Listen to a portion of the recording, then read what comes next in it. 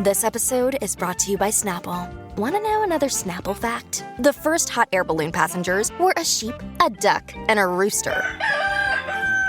Ridiculous. Check out Snapple.com to find ridiculously flavored Snapple near you. Hello, I'm Pip, and welcome to the Midwife Pip podcast, the home of expert information and real chats on all things pregnancy, birth, and beyond.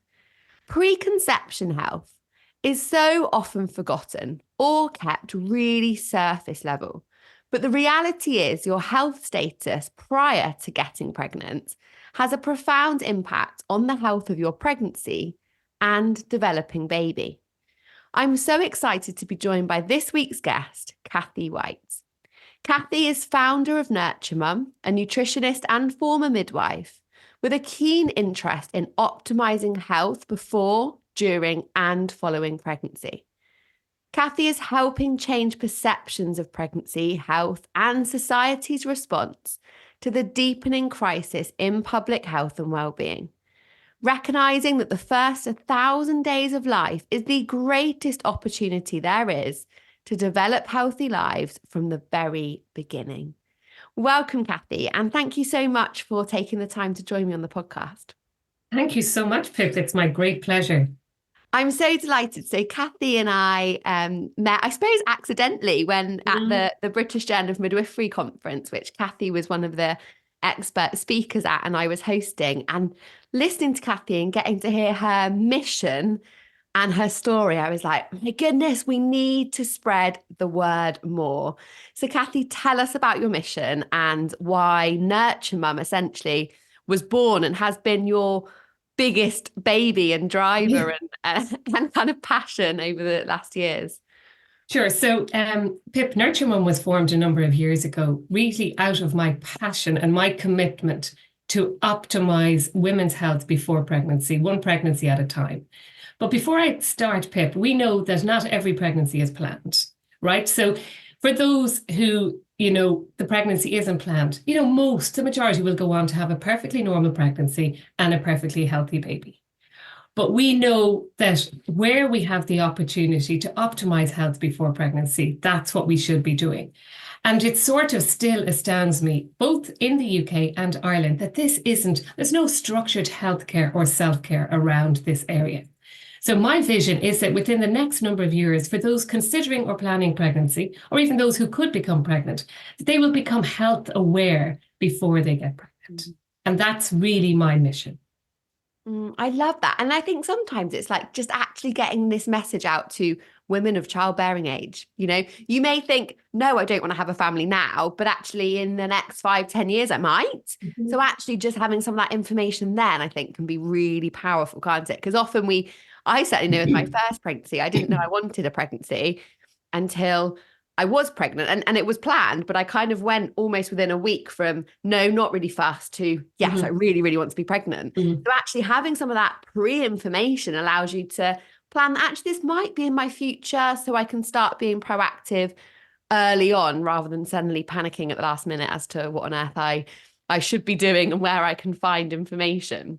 Now, one of the questions I think, because you've alluded to that, Kathy, lots of pregnancies are unplanned, but how long in an ideal world prior to trying to conceive should women optimally be making some of those changes to improve their health specifically for the health of that pregnancy, would you say? Sure. So in a really ideal world, people who could become pregnant, this should always be on their radar. Right. And when I talk about it's being a healthy weight or as close to a healthy body mass index as possible. Now, we know that's not always possible and managing weight can be difficult. But even for women who have extra weight is to try and reduce some of that. So we know that every pound lost or every kilogram reduced is a benefit in terms of reducing risk during pregnancy and indeed conception. We also know that folic acid is really, really important. So if ideally it's, over a number of years, people have this in mind, but if we go really close to pregnancy, a minimum of 12 weeks so that women can take the ideal dose, the correct dose for the correct number of weeks, which is 12 weeks before conception. So we know that folic acid reduces the risk by up to 80% of a woman having a baby with a neural tube defect such as spina bifida. So just by this simple tablet that's available in your pharmacy, that risk reduction is huge in terms of taking that. And women taking it for 12 weeks before pregnancy and for the first 12 weeks of pregnancy. And indeed, the latest guidance advises those women to continue to take folic acid throughout their pregnancy because it reduces their risk of anemia. Fascinating, isn't it? 80%, like that is Huge. Yeah. That is massive. And I know one of your key drivers that when you say, you feel like this is such a battle and such a big change, actually for you, knowing that if you get that message out to one mum and one baby is saved from a neural tube defect, or one family doesn't have to go through that heartbreak of a miscarriage, then for you, that's like a mission one, isn't it?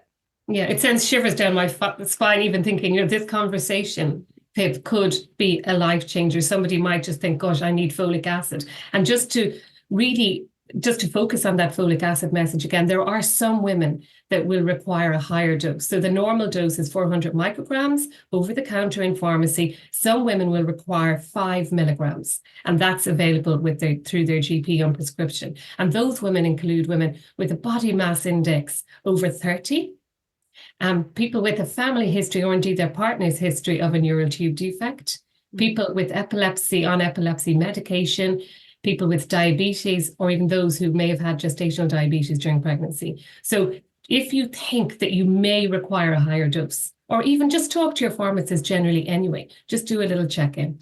Really, really important. Having those conversations. I feel like because the first trimester of pregnancy is shrouded in so much secrecy, the kind of trying to conceive aspect is kind of the same, isn't it? Like no one wants to say, oh, I'm trying to conceive, or we're going to try for a baby, or I think I might want a baby next year. I feel like there's so much secrecy around that because of the secrecy around the first 12 weeks, which is such a shame because it's such an empowering time. And like you say, can make such a profound impact. We need to talk about it. We have to talk about it. We have to normalize this conversation, and there's so much help and support out there. And, it's guiding women towards that and indeed their partners. It's really, this is a sort of a 50-50 game on every level, including genetics. So it's really, and, Pip, at the end, I'll send you some links that are really important. So people can go on and do a pre-pregnancy health questionnaire, and they will be guided online with specific guidance and support for their particular health history or their health story. That's amazing and so important because we are all individuals, aren't we? So those links will be in the episode description for anyone listening who is thinking, yeah, pregnancy might be a thing. And if you're on listening to my podcast, then I'm highly suspect that pregnancy is on the cards at some point. So a little bit about men. Where do men partners fit into this, Kathy? Because like you say, it's 50-50, right? It is. Genetics, is a 50-50 game. So men's health before pregnancy is really important too. But, men get away a bit lighter than women on this again. So we know that the lifespan of sperm is 12 weeks.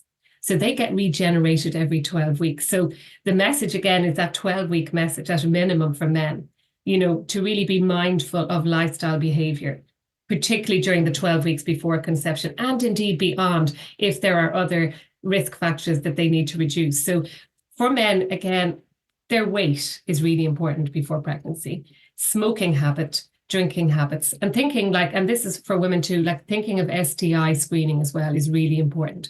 So we have this unique window of opportunity to modify risk before pregnancy, because once pregnancy happens, it's still possible, but it can be more challenging. So for men, those factors are really, really important. And again, there is some increasing evidence to say men may benefit from a multivitamin before pregnancy as well as women.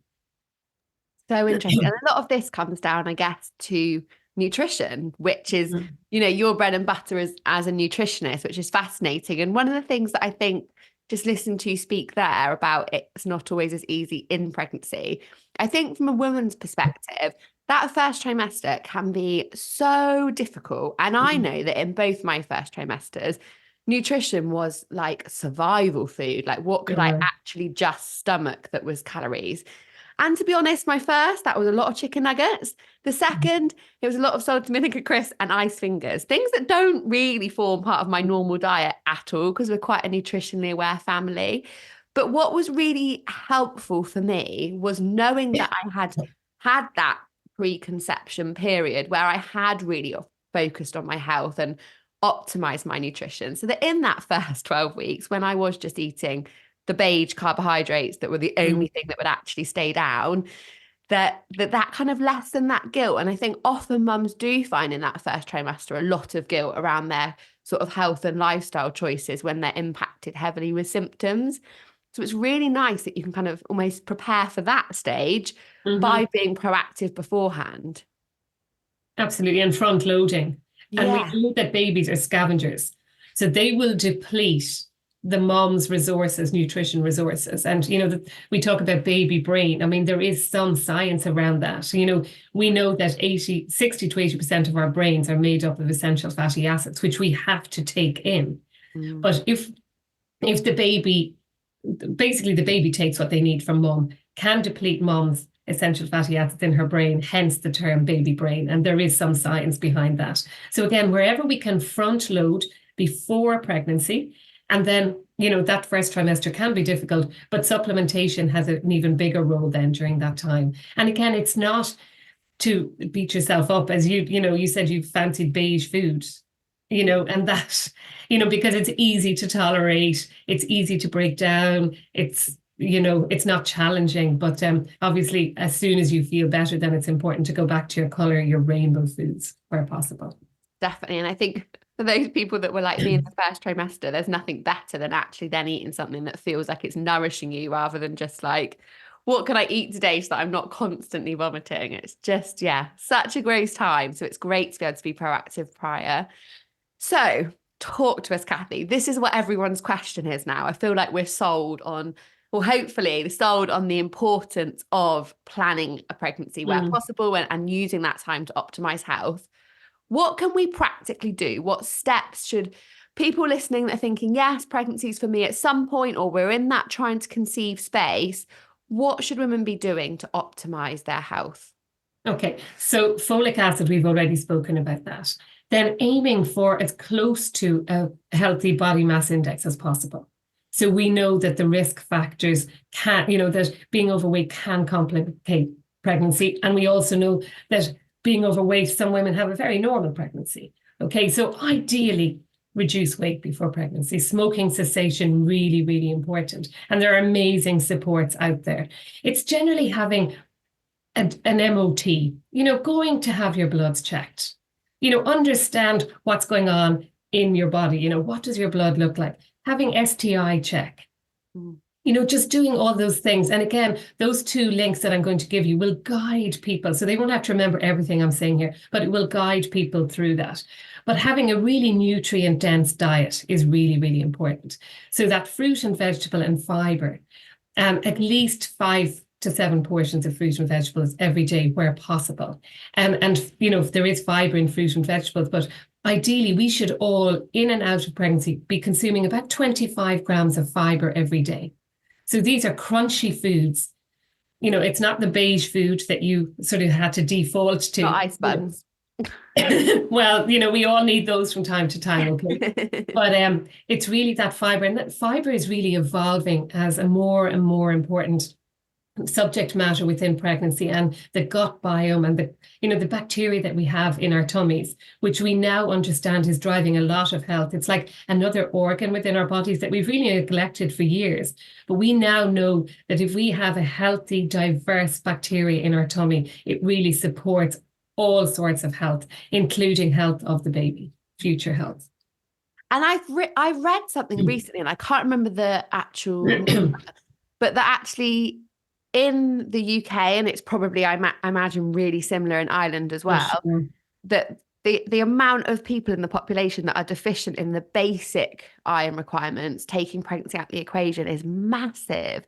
And I think we see that in, things like constipation in pregnancy. That's a massive indicator that actually something dietary perhaps needs optimizing. And often that is fiber or hydration, isn't it? So actually it's a really proactive thing that you can do that's actually quite easy. It just takes a little bit of consideration. It does. If we look at a day in the life of somebody planning pregnancy or pregnancy, it's starting with something like a fortified cereal, and I don't mean Cocoa Pops with their added vitamins, something like a whole bran or a whole fiber or bran flakes, like really powerful because they have added nutrition to them and you have the fiber. So like really valuable. But just a note on that, some of the German supermarkets and others don't fortify their cereal. Okay. So, you're obviously sometimes getting what you're paying for now, not always, but just be mindful. Sometimes it's worth that little bit more investment to get a cereal that has been fortified. So just to look at that, if that's a route or a channel that you seek to go after, to have those, your bran flakes to start off with. And then, crunchy food typically is high in fiber. So where you're thinking, that's your apple, your orange, your seeded bread with lovely nuts and seeds in it, whatever it is, typically if it's crunchy food, it's fiber food. Oh, that's a nice, easy way of doing it. I love that. That's great. That's really useful. And another thing that I know so many women are deficient in is iron. I know our anemia rates are really high. Is that another thing that you would really recommend kind of optimizing prior? Absolutely. When I was practicing as a midwife, we really let people's iron, the advice at the time was to let people's iron go down and then we would try and bring it back up. But now we look at trying to keep a maintenance level, okay, which makes a lot more sense for health of baby, health of mother, and indeed pregnant, newborn health and life as a new mom. So definitely, and the evidence really is talking about 17 milligrams per day, and you would get that in a supplement. So, there's many supplements that are targeted for pregnancy. And again, just on that note, if you are considering supplementation, and there may well be benefit in you doing that, always go for pregnancy supplements as opposed to choosing others. So the others may be cheaper, but always stick with something that's targeted and designed and manufactured for pregnancy, because the vitamins can contain vitamin A. And we know that vitamin A should not be taken in pregnancy in supplementation form. It's fine in food form, but not in supplements. So I would really recommend that people take that 17 milligrams of iron, which is standard in a lot of those multivitamins. So before and during pregnancy, you will get a vitamin that has your folic acid in it at the lower dose. Now, the higher dose will need to be different, but for those taking the normal standard dose of folic acid, then they will also get their iron. And iodine is another micronutrient that can be deficient. And we know that's really important for cognitive function of that baby and future cognitive function. So really, really important. That's fascinating. And another thing that I loved hearing you talk about at the conference, Kathy, was around omega-3 and fish. And I think this is one of those things, again, that there's so much conflicting information out there. We know that the general population don't eat enough fish. We know that sometimes is, taste preferences, etc. But then in pregnancy, we know that omega-3, those DHA and EPA fatty acid chains are so vital for baby's development. And people are probably deficient. And then we put restrictions in pregnancy because of all that pollutant and mercuries, etc. in our sea. What do you advise people around omega-3 intake and eating fish generally? So I know that recommendation, that caution is around mercury, but from my understanding and my reading, a lot of that is to do with big, massive fish like your marlin, etc., which would typically be in the diet in Australia, because the bigger the fish is, the more accumulative mercury they will have from eating little fish. And they're constantly eating their neighbors in the sea, basically. But if you go for a smaller fish, like your salmon, like, those other oily fishes, there seems to be less exposure risk in it. So really the evidence is telling us that we should have 1 to 2 portions of oily fish every week. But the benefits are just enormous in terms of, like, we know, like the Japanese eat so much oily fish, and their levels of heart disease, even in general population health, are very low. Their levels of cancer and their gestation, so their length of pregnancy duration is much longer than ours, and they've much lower risk of preterm birth. Now, there's many factors for preterm birth, but we know that having a healthy level of fish oils does prolong gestation.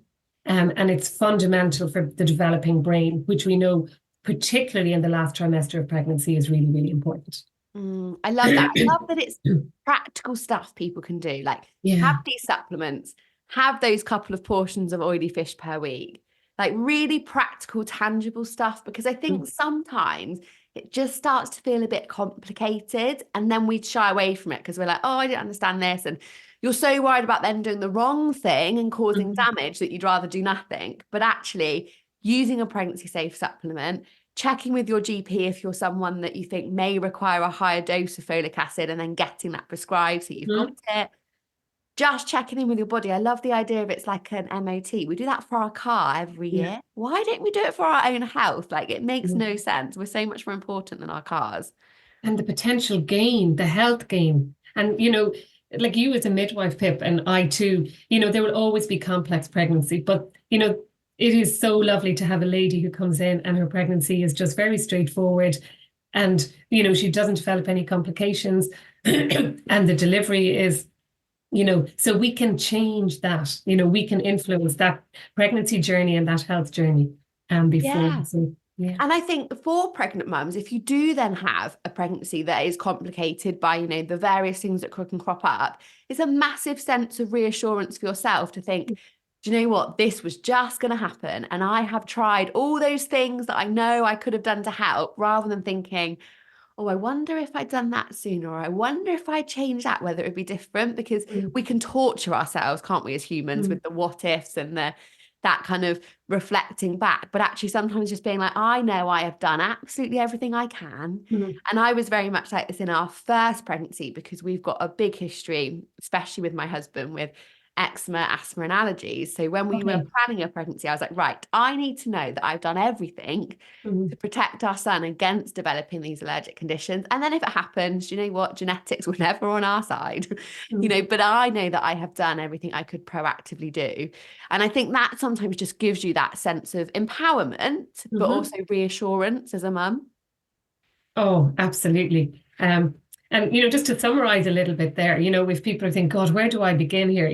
We'll share the links to the health questions, but just keeping it simple. Like if we think even folic acid, fruit and vegetables and fiber and fish oils, if we think of those F where, that's a game changer. Like if everybody in England, if, they did one of those things, and the more we do, obviously, the better it is collectively. Absolutely. Oh, Kathy, so much wisdom. And I love your passion and your mission. It's so important. It quite literally saves lives. So thank goodness you are beating the drum, because we need to hear it for sure. Now, everyone that comes on the podcast, I ask for 3 top tips. So I wonder if you could share your 3 top tips. That may well be a summary of what we've already discussed, because you've done so many, and that's absolutely fine. Okay, so the folic acid, fruit and vegetables and fiber, and the fish oils, that's sort of all those F's, we sort of put them together. Then vitamin D, we haven't actually mentioned. So vitamin D is really, really important as well. We know there's emerging evidence around it reducing the risk of preeclampsia potentially. And it has many, many other benefits. And again, that would be in a pregnancy safe supplement. And then being a healthy weight where possible. And that's, smoking cessation. I know there's more in there, but really your food, your supplements, healthy weight and smoking cessation. Amazing. Kathy, thank you so much. Please keep doing what you're doing and spreading that awareness, because it's so important. And I'm really pleased that we can delve into that topic a little bit more today. Thanks, Kathy. Thank you so much, Pip. Before I head off, I need to tell you something. 68% of you who listen to my show have not hit the subscribe button. So can you do me a favor? And if you've ever enjoyed listening, hit subscribe now. It makes a huge difference, helping me to keep bringing you episodes. And together, we can then reach and empower more women on this journey. If you are a pregnant or newly postpartum listener and are looking to have the healthiest, most positive and informed journey, then my exclusive Your Pregnancy and Your Postnatal Journey courses may be for you. I work with a select number of women in a bespoke way, with unlimited access to me and my expert team for the most transformative level of support at this important time in your life. We only get one shot at getting this time right. So to get in touch and find out more, head to midwifepip.com.